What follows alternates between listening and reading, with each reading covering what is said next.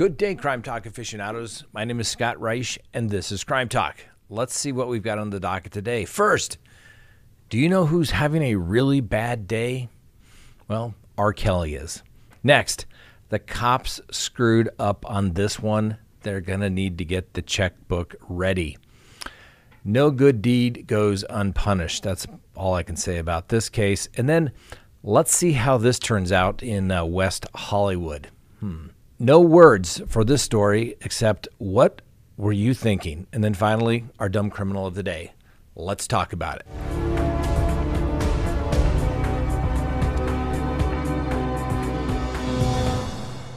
Good day, Crime Talk aficionados. You know the drill. Subscribe if you have not. Like the video if you do. Leave me a comment below. Hit that little bell so you receive notifications when we go live or put up new content.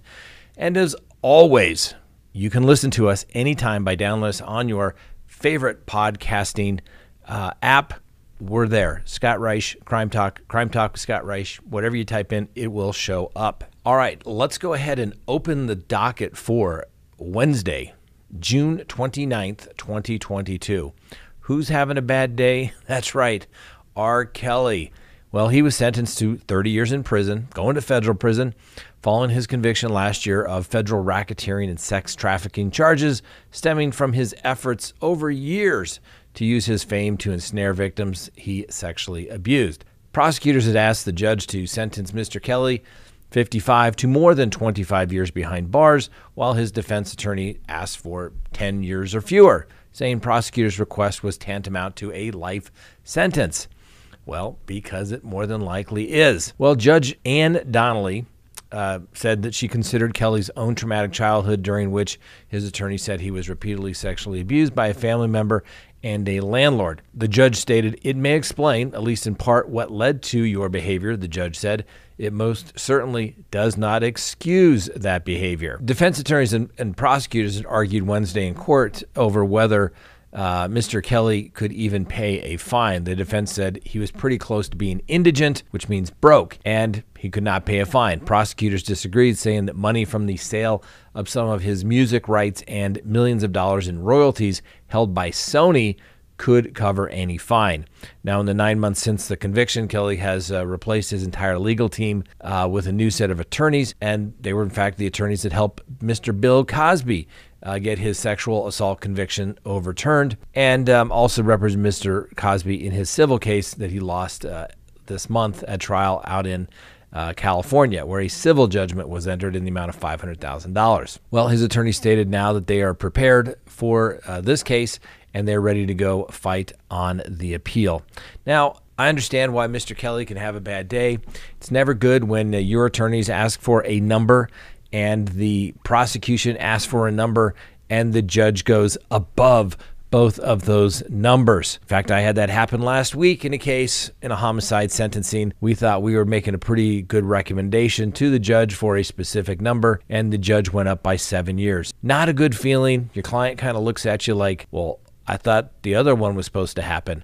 And you say, well, it's ultimately up to him. It was just a recommendation. So Mr. Kelly obviously is probably going to spend the rest of his life in prison, given the fact that he's going to federal prison and he will serve 85% of that sentence. So let's face it, well, just for easy numbers, he's going to be eligible to be released in about 24 years.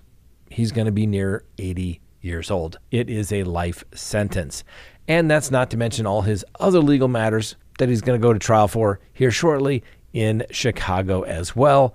Those cases will more than likely result in a conviction, and they will more than likely be run consecutive, which means one after another. So when he gets done with the New York sentence, then he would, in theory, start the sentence from Chicago. Tough day for Mr. Kelly.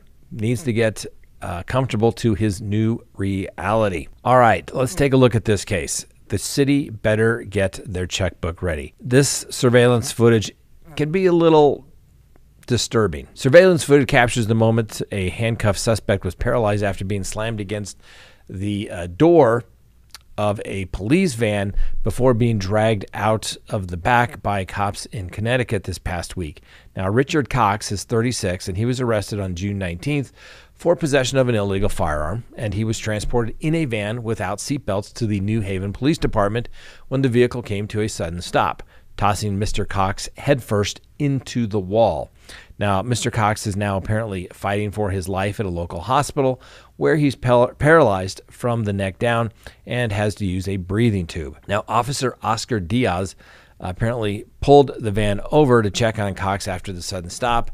What happened? Diaz asked as Cox attempted to tell him various times that he was unable to move his body. Diaz called an ambulance and proceeded to drive the police van to the headquarters. Multiple officers responded to the van and insisted Cox get up to leave the van, despite Cox insisting he couldn't move. "If you got to drag me out, do what you got to do," Cox told the police officers as they proceeded to pull him out by the leg. "Sit up," an officer told Cox numerous times as he was placed and slumped over in a wheelchair with his head hanging to the far side of his shoulders. The officers proceeded to take Mr. Cox inside the station for processing without providing him medical attention. Now, before dragging Cox on the floor of a cell and handcuffing his feet together, officers accused him of consuming drugs and alcohol, claiming that that was his issue. "He's perfectly fine," you can hear an officer say. Well, like I said, Cox is currently at a hospital in New Haven, and he's paralyzed from the chest down and is using a breathing tube. Needless to say, his quality of life is probably forever diminished, which more than likely means somebody in New Haven, Connecticut Police Department, well, the taxpayers are probably going to write a big old check on that one. Why couldn't they have not buckled him in? Really? Yeah, not good. All right, well, here's a tragic example of no good deed goes unpunished. The mother of a Good Samaritan who was fatally shot by police after he took down an active shooter has sued the officer responsible and the city's police chief, alleging that the officer should have known that the Good Samaritan was not the active shooter. Now, Johnny Hurley, using his concealed carry pistol, shot an active shooter named Ronald Troika on June 21st of 2021 after Troika opened fire in a Colorado shopping and entertainment district and killed police officer Gordon Beasley. Now, according to the lawsuit and Colorado authorities, Mr. Hurley then picked up Troika's rifle to remove the magazine. But when an Arvada police officer saw Hurley holding the rifle, the officer fatally shot Hurley from behind without any warning or knowing that he was in fact not the active shooter.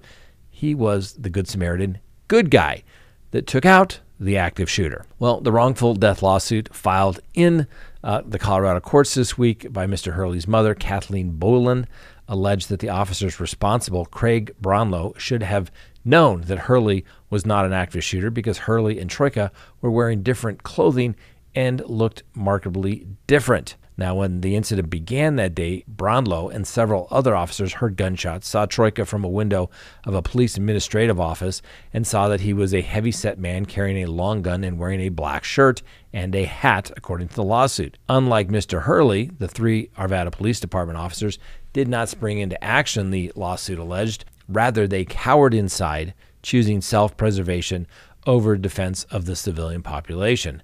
The Arvada Police Department did not immediately respond to requests for comments on the lawsuit. Now, Boylan's attorney also did not respond to requests for comment either. Now, Colorado prosecutors previously investigated the incident and declared that they would not criminally charge the officer, Officer Brownlow, over the shooting.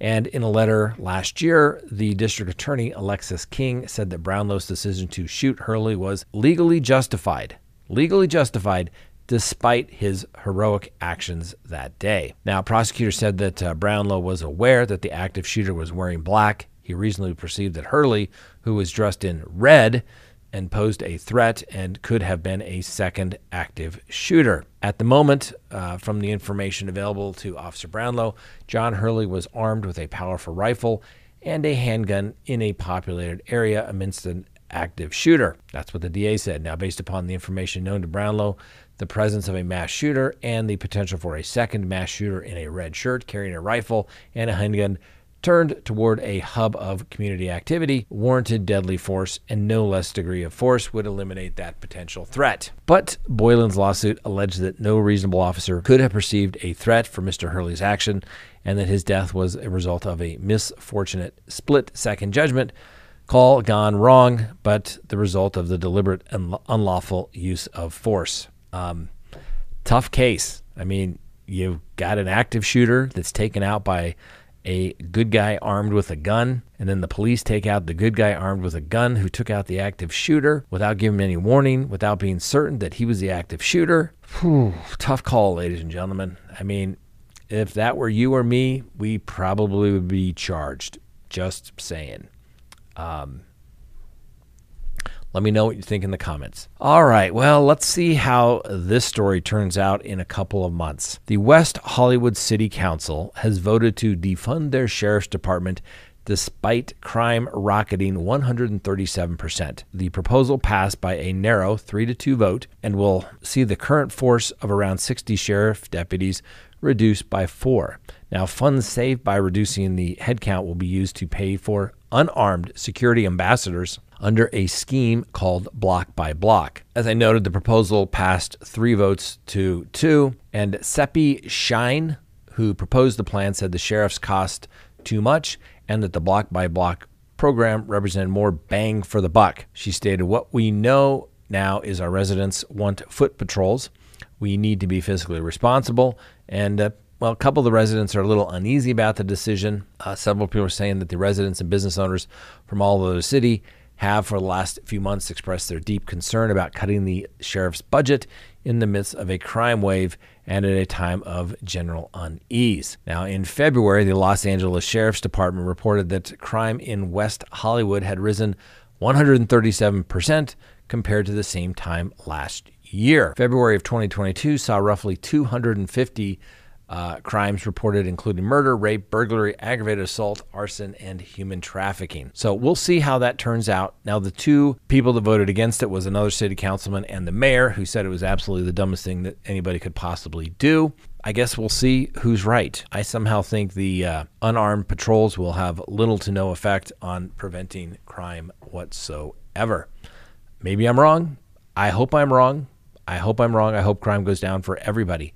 But if there's no consequences, you get more of what you tolerate. No words for this one other than what in the heck were you thinking? Authorities say that a 39-year-old teacher in New York is accused of sexually assaulting a 13-year-old student with whom she was tutoring outside of the home. Now, Kristen Bellinger was taken into custody and charged with 1 count of second-degree rape, a Class D felony. This arrest stems from a lengthy investigation into a complaint that Bellinger engaged in sexual intercourse with a 13-year-old male back in 2019. At the time of the incident, it was alleged that Bellinger was providing private in-home tutoring to the juvenile outside from her then role as a special education teacher with the Hamilton-Fulton Montgomery School District. She was released from custody after posting bond of $15,000. I don't even know what to say. A 39-year-old with a special needs student that's 13? What were you thinking? Oh my gosh.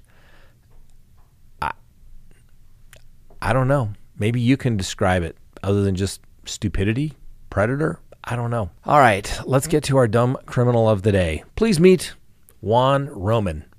He's a 46-year-old male, and well, guess what? He was found performing a sexual act on himself inside the aisle of the Dollar Tree. Now, unfortunately for our dumb criminal of the day, Mr. Roman, guess what? The entire incident was captured on surveillance cameras, according to the police affidavit. Apparently, Mr. Roman tried to pull up his pants and leave the store when he was ultimately confronted by law enforcement. Deputies have booked Mr. Roman into the county jail for lewd and lascivious exhibition charges. What is it about people getting upset with food and having to pleasure themselves at the store?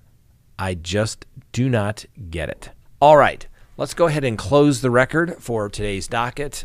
We hope you enjoyed the show. We appreciate you watching, and we'll see you next time on Crime Talk.